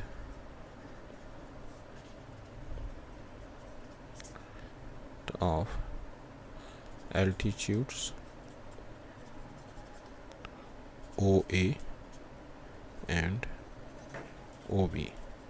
अब चूँकि OA और OB एल्टीट्यूड्स हैं, लिहाजा OA को जो है वो BC के साथ 90 डिग्री का एंगल बनाना है, और इसी तरीके से OB को हमने जब AC से मिलाना है तो यहाँ पे भी 90 डिग्री का एंगल बनना है। तो उसके हिसाब से for OA is perpendicular to BC and OB is perpendicular to AC, लिहाजा इनका जो डॉट प्रोडक्ट है वो 0 होना चाहिए। तो OA जो हमारे पास वेक्टर है उसको मैं A से रिप्रेजेंट करूँगा, और BC जो है उसको मैं सी माइनस बी से रिप्रेजेंट करूँगा, यानी कि बी का जो पोजीशन वेक्टर है, सी का जो पोजीशन वेक्टर है उससे बी को मैं माइनस कर दूंगा, और इसका आंसर मेरे पास 0 आएगा। ये मेरे पास इक्वेशन 1 हो गई। एंड यहाँ पे ओ बी जो कि बी को रिप्रेजेंट कर रहा है, और ए सी हमारे पास ये सी माइनस ए को जो है वो रिप्रेजेंट करते हैं। तो ये मेरे पास इक्वेशन नंबर 2 हो गई। अब इन दोनों से हमने जो इक्वेशंस बनाई है, अगर मैं उनको आपस में ए सी और यहाँ पे सब्ट्रैक्ट कर दूँ, पहले मैं इसको ओपन करता हूँ। ये बनेगा जी A dot C minus A dot B equals to 0, और यहाँ पे B dot C minus B dot A equal to 0। तो अगर मैं ऊपर की इक्वेशन से नीचे इक्वेशन माइनस कर दूँ तो प्लस माइनस माइनस प्लस, और ये तो खैर प्लस माइनस कोई फ़र्क नहीं पड़ता, तो 1 माइनस 2 गिव्स मी, ये मेरे पास जो माइनस ए डॉट बी है और प्लस ए डॉट बी है, ये दोनों आपस में कैंसिल हो जाएंगे। उसकी वजह क्या है, ए डॉट बी और बी डॉट ए ये हमारे पास बराबर होते हैं। जो हमारे पास डॉट प्रोडक्ट है उसमें कम्यूटेटिव लॉ होल्ड करता है। तो इससे हमारे पास A dot C minus B dot C ये 0 के बराबर आ गया, अगर हम इक्वेशन 1 से इक्वेशन 2 को माइनस करते हैं। तो अब मैं इसमें से सी को कॉमन ले सकता हूँ, तो मैं लिख सकता हूँ A minus B dot C equal to 0। तो दूसरे लफ्ज़ों में जो ए माइनस बी जो है वो बी ए को रिप्रेजेंट कर रहा है, और ये सी ओ सी को रिप्रेजेंट कर रहा है इक्वल टू 0। तो therefore O C is perpendicular to B A या ए बी, दोनों का एक ही मतलब है, सिर्फ डायरेक्शन का फ़र्क है। Hence O is common point of all 3 altitudes.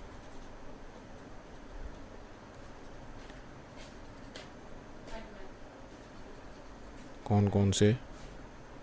O A, O B and O C. Question 11 का सेकंड पार्ट है, prove the angle bisector of triangle और कॉन्करेंट। तो अगर मैं एक ट्राइंगल ले लूँ ए बी और सी, अगर मैं ए का एंगल बाइसेक्टर और बी का एंगल बाइसेक्टर ड्रा करूं, तो ज़ाहिर है वो किसी न किसी पॉइंट पर मीट करेंगे। तो let O be the meeting point of angle bisectors of angle A and angle B. अब मैं यूँ करता हूँ कि ओ से जो है बी सी के ऊपर परपेंडिकुलर ड्रा कर देता हूँ, ए बी पर भी परपेंडिकुलर ड्रा कर देता हूँ, और ए सी पर भी परपेंडिकुलर ड्रा कर देता हूँ, और इनको नाम दे देते हैं डी ई एंड एफ। तो drawing perpendicular from O on AB, BC, CA, which meets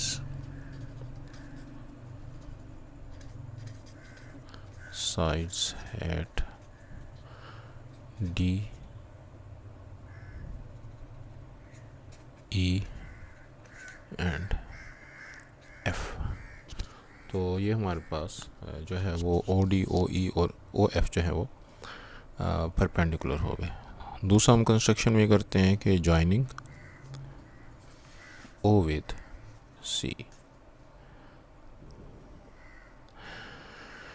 अब हम ये प्रूव करने की कोशिश करेंगे कि हमारे पास जो ओ सी है वो भी एक एंगल बाइसेक्टर है। तो try to prove OC is angle bisector. अब उसका हम जो रीज़न देते हैं वो ये है कि OD measurement of OD is equal to measurement of OE। और इसका रीज़न ये है कि any point on angle bisector is equidistance from arms. जिन दो बाजुओं से जो एंगल है वो बन रहा है उनसे जब हम उस एंगल का एंगल बाइसेक्टर ड्रा करेंगे तो वो उन दोनों आर्म से इक्वल डिस्टेंस होगा। लिहाजा OD, अगर A का हमने एंगल बाइसेक्टर ड्रा किया तो OD और OE को बराबर होना चाहिए। इसी तरीके से हमने एंगल B का एंगल बाइसेक्टर ड्रा किया है तो OD और OF को बराबर होना चाहिए। और इसका भी सेम रीज़न है। तो फ्रॉम 1 and 2, चूँकि OD OE के भी बराबर है और OD OF के भी बराबर है, लिहाजा measurement of OE should be equal to measurement of OF। तो इसका मतलब ये हुआ कि जो O है, therefore O is equidistance from arms of angle C। Angle C के जो दो आर्म्स बन रहे हैं BC और CA, और ये O का जो BC से परपेंडिकुलर डिस्टेंस है वो OF है, और O का AC से जो परपेंडिकुलर डिस्टेंस है वो OE है। तो अगर ये बराबर हैं तो इसका मतलब ये हुआ कि O जो है वो एंगल C के एंगल बाइसेक्टर पर मौजूद है, क्योंकि एंगल बाइसेक्टर पर ही जो पॉइंट होता है वो साइड से इक्वल डिस्टेंस होता है। Hence O lies on angle bisector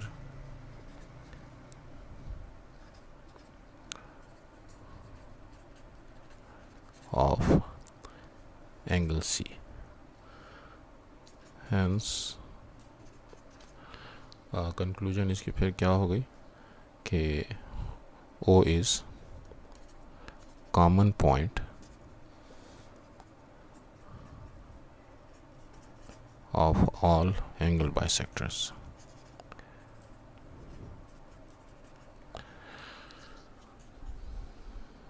question number 12 का फर्स्ट पार्ट है proof cos of alpha plus beta equals to cos alpha cos beta minus sine alpha sine beta. तो इसको प्रूफ करने के लिए taking two unit vectors making angle alpha and beta with the x-axis। तो मैं यहाँ पे जो हमारे पास पॉइंट है उसको लेता हूँ cos अल्फ़ा sin अल्फ़ा, और यहाँ पे हमारे पास जो दूसरा वेक्टर है cos of minus beta sine of minus beta. तो ये हमारे पास OA हो गया making alpha angle anti clockwise direction में, और ये हमारे पास OB हो गया making beta angle in clockwise direction. तो वो बीटा जो है वो हमारे पास नेगेटिव हो जाएगा, वैसे भी वो फोर्थ क्वाड्रेंट के अंदर बन रहा है तो उसके हिसाब से। अब हमारे पास अगर मैं OA को लिखूं वेक्टर फॉर्म में तो मैं लिखूंगा cos alpha i plus sine alpha j। ये मैंने इनके पोलर कोऑर्डिनेट्स लिखे हैं, यानी कि वो हमारे पास जो रेक्टेंगुलर कोऑर्डिनेट्स हैं वो नहीं लिखे, बल्कि पोलर कोऑर्डिनेट्स जो कि हमने पिछले चैप्टर में डिस्कस किए हुए हैं चैप्टर 1 में।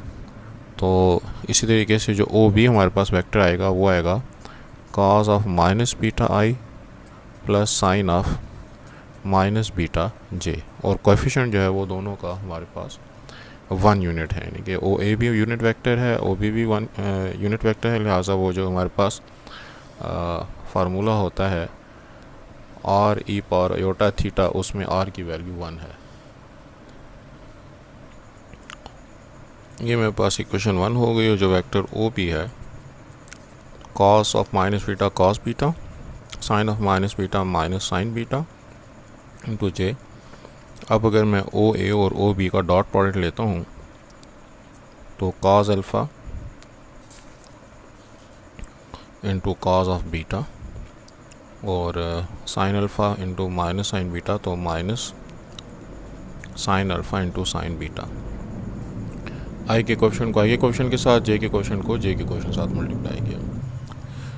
इन दोनों का जो डॉट प्रोडक्ट है वो बनेगा ओ ए का मैग्नीट्यूड ओ बी का magnitude to cos of angle between these two vectors. अब इन दोनों वेक्टर्स में जो एंगल बन रहा है और वो अल्फ़ा प्लस बीटा होगा, क्योंकि अगर ये 20 डिग्री है और ये -30 डिग्री है तो मिल के वो 50 डिग्री, तो हम इसके यहाँ पे अल्फ़ा प्लस बीटा के तौर पे इसका एंगल लिखेंगे, और यहाँ पे cos alpha cos beta minus sine alpha sine beta. अब हमारे पास चूँकि ओ ए वेक्टर और ओ बी वेक्टर दोनों 1 के बराबर हैं, since vector O B O A इनके मैग्नीट्यूड 1 के बराबर हैं, तो therefore cos of alpha plus beta equals to cos alpha cos beta minus sine alpha sine beta, जो कि हमारा रिक्वायर्ड रिज़ल्ट आ गया।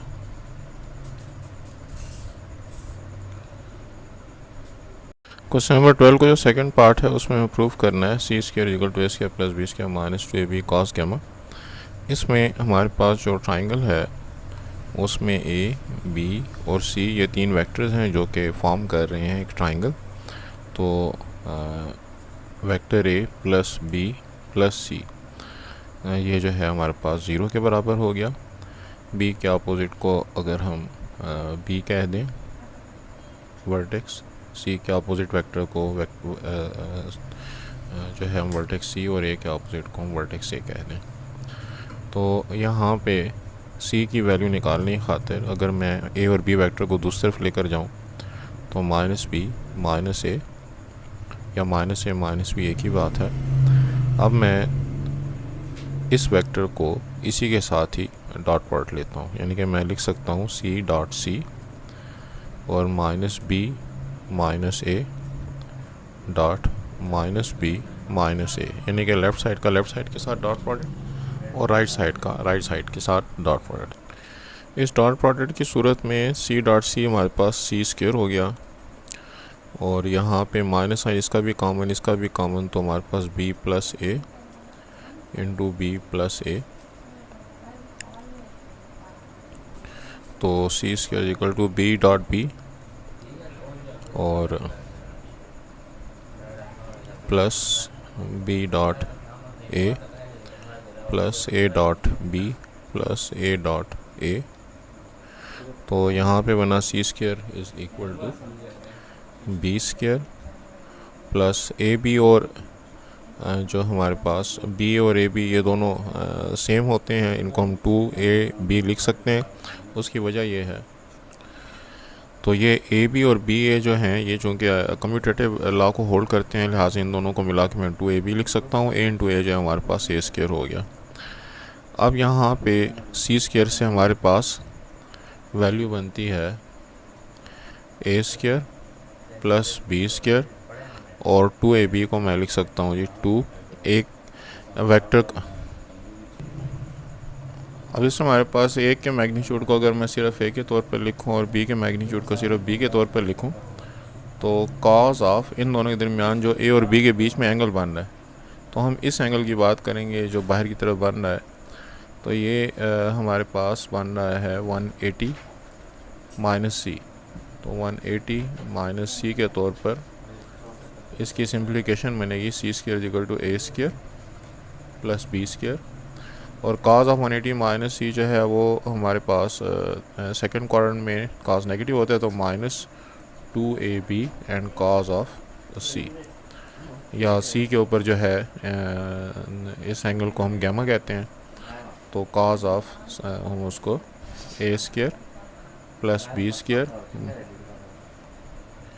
तो हम इसको 2ab cos ऑफ सी या cos ऑफ गैमा लिख सकते हैं। तो ये हमारा जो है वो पहला रिज़ल्ट प्रूव हो गया। इसी तरीके से जो दूसरा रिज़ल्ट है, for a plus B plus C equal to 0, b की वैल्यू निकालनी है, तो b is equal to -a minus C. अब मैं दोनों साइड पे b के साथ डॉट प्रोडक्ट ले लेता हूँ। तो पिछले सवाल में, पिछले हिस्से में और इस हिस्से में ये फ़र्क है कि वहाँ पे लेफ़्ट साइड का लेफ़्ट साइड के साथ और राइट साइड का राइट साइड के साथ डॉट प्रोडक्ट लिया था। यहाँ पे b का अपने ही साथ लेफ़्ट साइड पे भी, और जो राइट साइड पे माइनस सी वेक्टर्स हैं उनके साथ दोनों को हमने b के साथ डॉट प्रोडक्ट लिया।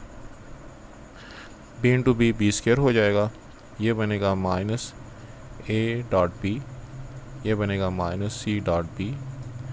तो b square equals to -ab के हिसाब से a का मैग्नीट्यूड a, b का मैग्नीट्यूड b, cos ऑफ इनके दरमियान जो एंगल बन रहा है a और b के दरमियान में हमारे पास एंगल बनेगा 180 माइनस a और b के दरमियान में c एंगल बनेगा, हम उसको 180 माइनस गैमा लिखेंगे जैसे कि हमने यहाँ पे किया। इसी तरीके से -c और b का मैग्नीट्यूड c b, और cos ऑफ इनके बीच में c और b में हमारे पास एंगल a या एंगल अल्फ़ा बनेगा, सो cos ऑफ 180 माइनस अल्फ़ा। तो इसको सिंप्लीफाई करके बनता है जी b स्क्वायर, और ये माइनस जो है वो बाहर निकल के इस माइनस को प्लस कर देगा, तो A B cos of gamma, और यहाँ पे भी माइनस बाहर निकल के plus C B cos of alpha. तो अब मैं दोनों साइड को b पर अगर डिवाइड कर दूँ तो b is equal to a cos of gamma, और यहाँ पे भी c cos ऑफ अल्फ़ा। तो ये जो हमारा दूसरा रिज़ल्ट है उसका प्रूफ हो गया। क्वेश्चन नंबर 13 के फर्स्ट पार्ट में हमको गिवन है कि दो वेक्टर्स जो हैं a और b, इनका जो रिजल्टेंट है a प्लस बी, उसको हम जब a के साथ उसका डॉट प्रोडक्ट लेंगे तो वो हमारे पास 0 है। तो ये हमको गिवन है for a plus B is perpendicular to a। तो इसको अगर मैं सिंप्लीफाई करूं तो a square plus b dot a जो है वो हमारे पास 0 के बराबर हो गया। इसको मैं रिज़ल्ट 1 कह देता हूँ। अब जो हमको प्रूफ करना है, टू प्रूव कि 7a प्लस b जो है वो परपेंडिकुलर है b के, कंसिडर इन दोनों का डॉट प्रोडक्ट ले लेते हैं, तो हमारे पास 7a plus b dot b, इससे बनेगा 7a dot b plus b square. हमें पता है कि इसमें जो b स्क्वायर है उसको हम b स्क्वायर के मैग्नीट्यूड का स्क्वायर लिख सकते हैं, और यहाँ पे 7ab को for b magnitude is equal to √7 of a, मैं यहाँ पे √7 ऑफ a लिख सकता हूँ। तो इसका स्क्वायर करने से मेरे पास ये आएगा 7a dot b plus 7a square, और इनमें से अगर मैं 7ab को a स्क्वायर को मैं दोबारा a डॉट a लिख सकता हूँ, लिहाजा 7 और a हमारे पास कॉमन, और यहाँ पे हमारे पास b प्लस a, तो a dot a plus b या b plus a dot a, ये चूँकि 0 के बराबर है तो मैं इसको लिख सकता हूँ 7 इंटू 0 फ्रॉम 1, क्योंकि हमारे पास इनका जो डॉट प्रोडक्ट है A square plus B A, अगर मैं इसको A B plus A square लिख दूँ तो चूँकि कम्यूटेटिव होता है ये रिज़ल्ट, लिहाज आगे पीछे किया जा सकता है। तो 7 इंटू 0 इज़ 0, तो hence 7a plus b is perpendicular to b। Question number 13 के सेकंड पार्ट में है कि हमें प्रूव करना है a प्लस बी के जो यूनिट वेक्टर्स हैं, a का यूनिट वेक्टर प्लस b का यूनिट वेक्टर, ये a और b के साथ इक्वली इंक्लाइंड हैं। तो उसकी खातिर अगर मैं a प्लस बी इसको u के इक्वल ले लूँ तो a की वैल्यू बनेगी vector a divide by magnitude of a plus b vector divide by magnitude of b। ये मेरे पास वेक्टर u हो गया जो कि इन दो यूनिट वेक्टर्स का सम है। अब projection of u along a का फार्मूला बनेगा u dot a divide by magnitude of a। तो u की जो वैल्यू है उसको अगर मैं लिखूं तो वो है मेरे पास a vector divide by magnitude of a plus b vector divide by magnitude of b dot a vector divide by magnitude of a। तो ये हमने यहाँ पे u की वैल्यू लिख दी।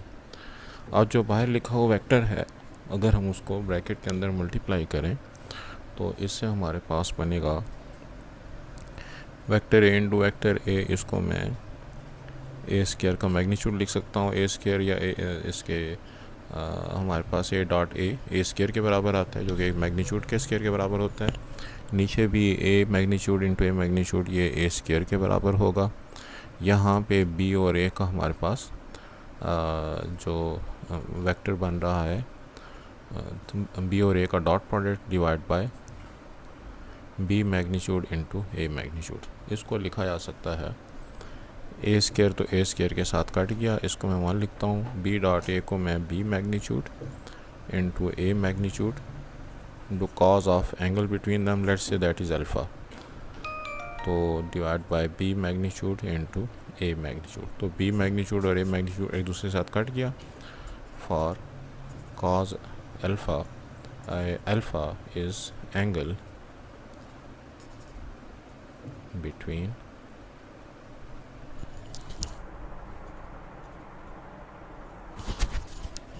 ए एंड बी।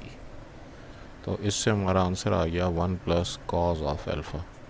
तो ये हमारे पास प्रोजेक्शन ऑफ u अलोंग ए। इसी तरीके से प्रोजेक्शन ऑफ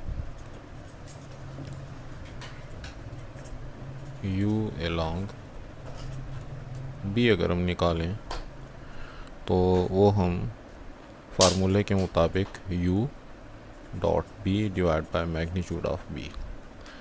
तो इसमें u की जो वैल्यू है वो है हमारे पास vector a divide by magnitude of a plus vector b divide by magnitude of b into b divided by b magnitude. जब हम इसको अंदर मल्टीप्लाई करेंगे ये बनेगा a dot b divided by a magnitude b magnitude, b dot B square या b magnitude का square divide by b magnitude b magnitude का square.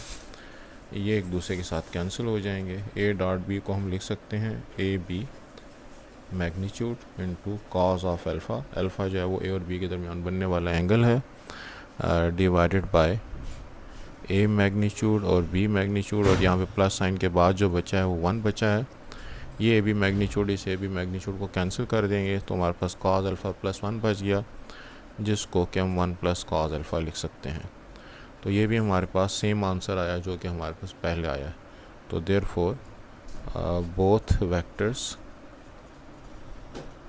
A and B have same projection with u। तो ये हमको prove करना था कि ए और बी दोनों ए का जो यूनिट वेक्टर और बी का जो यूनिट वेक्टर उनके सम के साथ सेम एंगल जो है वो बना रहे हैं। क्वेश्चन 14 में है कि फोर्स जो है वो एक ऑब्जेक्ट को मूव करती है 14 metre in the direction of i minus 3j plus k. तो हमारे पास जो वर्क डन का फार्मूला है वो है F vector dot displacement vector. तो ये हमारे पास वर्क जो है वो एक स्केलर क्वांटिटी है, तो इन दोनों का डॉट प्रोडक्ट से हमारे पास स्केलर आंसर आएगा। फोर्स हमको गिवन है, डिस्टेंस जो है उसको मालूम करने की खातिर 14 उसका मैग्नीट्यूड है और जिस वेक्टर की डायरेक्शन में है उसका अगर मैं यूनिट वेक्टर मालूम करूं तो i माइनस 3j प्लस के डिवाइडेड बाय i का कोफिशिएंट 1 का स्क्वायर, j का कोफिशिएंट माइनस 3 का स्क्वायर और k का कोफिशिएंट जो है 1 का स्क्वायर। तो इस तरीके से मैं जो डिस्प्लेसमेंट वेक्टर है उसको फाइंड कर सकता हूँ, magnitude multiplied by the unit vector of the direction in which the body is moving. तो ये जिस डायरेक्शन का हमको वेक्टर गिवन है उसका यूनिट वेक्टर मालूम करने के लिए मैंने उसमें जो i, j और k के कोफिशिएंट्स से उन पर उनको डिवाइड कर दिया, क्योंकि हमारे पास यूनिट वेक्टर का फार्मूला होता है vector u divide by magnitude of u। तो इसके हिसाब से d की वैल्यू मेरे पास आ जाएगी 14 डिवाइडेड बाय 3 का square 9, 9 plus 1 10, 10 plus 1 11 under root 11 into i minus 3j plus k. अब अगर मैं इसके मुताबिक अब हमारे पास जो डिस्टेंस का वेक्टर आया है, मैं इन दोनों को फोर्स को और डिस्टेंस वेक्टर को डिस्प्लेसमेंट वेक्टर को इक्वेशन 1 इंपुट कर दूँ तो 1 becomes W is equal to, अब इसका जो 14 अंडर रूट 11 इसको मैं बाहर लिख लेता हूँ और फोर्स मेरे पास जो है 3i minus 5j plus 7k और इसका मैं डॉट प्रोडक्ट ले लूँगा i minus 3j plus k। तो ये बनेगा 14 upon under root 11 3 into 1 minus 5 into minus 3 और 7 इंटू 1, यानी कि आई के क्वेश्चन को आई के क्वेश्चन के साथ, जे के क्वेश्चन को जे के क्वेश्चन के साथ, के क्वेश्चन को के क्वेश्चन के साथ। 14 डिवाइड बाय अंडर रूट 11, ये 3 हो गया, ये 15 हो गया और ये 7 हो गया। सिंप्लीफाई करने से बनता है जी 14, 7 plus 3 10, 10 plus 15 25 divide by under root 11। तो इन दोनों को अगर हम मल्टीप्लाई करें तो ये बनता है 350 डिवाइड बाय अंडर रूट 11 और इसका जो यूनिट है वो है जूल्स वर्क डन का, मेरा ख्याल है। सो 15 में है कि ये दो फोर्सेस हैं और इनका जो सम है वो एक्ट कर रहा है point P to Q move करने के लिए हमें वर्क डन मालूम करना है। तो पी क्यू वेक्टर अगर मैं मालूम करूं तो यहाँ पे 2i माइनस आई 1 और यहाँ पे -1 -3 से हमारे पास +2 आता है, लेकिन उससे फिर जो बुक का आंसर है वो नहीं आता। इसलिए अगर हम क्वेश्चन में तब्दीली कर दें कि यहाँ पे +j कर दें तो फिर ये +1 और +1 माइनस माइनस ++3 हो जाएगा +j और उसके बाद जो है हमारे पास +5/2 -3/2 के अगर ले लें तो यहाँ पे अब 1 + c से 4 आ गया, तो ये जो है हमारे पास 4j हो गया और 5/2 -3/2 से 2/2 आते हैं जो कि 1 के बराबर है, तो 1 के। तो ये हमारा डिस्प्लेसमेंट बनता है, लेकिन इसके लिए हम वो आंसर लाने की खातिर हमें इस -j को +j करना होगा। उसके बाद हमारी जो फोर्सेस हैं ये हमारे पास डिस्प्लेसमेंट वेक्टर आ गया और फोर्स जो है वो चूँकि इन दोनों फोर्सेस का सम है F1 F2 का, जो कि हमको दो फोर्सेस गिवन हैं, तो 2 + 3 5, 3 + 7 10, -1 और +4 +3। तो ये हमारे पास i का कोफिशिएंट, ये j का कोफिशिएंट और ये k का कोफिशिएंट। अब वर्क डन का फार्मूला है F × d तो 5i plus 10j plus 3k का डॉट प्रोडक्ट हमने लेना है i plus 4j plus k के साथ, जिससे हमारे पास 5 इंटू 1 5, 10 इंटू 4 40 और 3 1 ज़र 3, तो इससे हमारे पास आंसर आता है 48 जूल्स। तो बुक का आंसर ये है, उसके लिए हमें ये माइनस जे को प्लस जे करना होगा।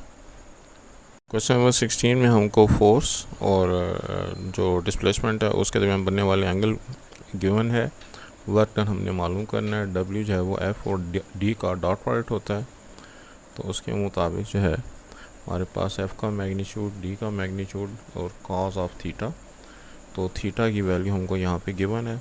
एफ़ का मैग्नीट्यूड जो है वो 30 है, डी का मैग्नीट्यूड 10 है और कॉस ऑफ 30, तो कॉस ऑफ 30 ये हमारे पास 300 हो जाएगा और कॉस 30 जो है वो √3/2 होता है, तो 2 इसको काट के 150 कर देगा, लिहाजा 150 √3 जूल जो है वो वर्क डन होना चाहिए।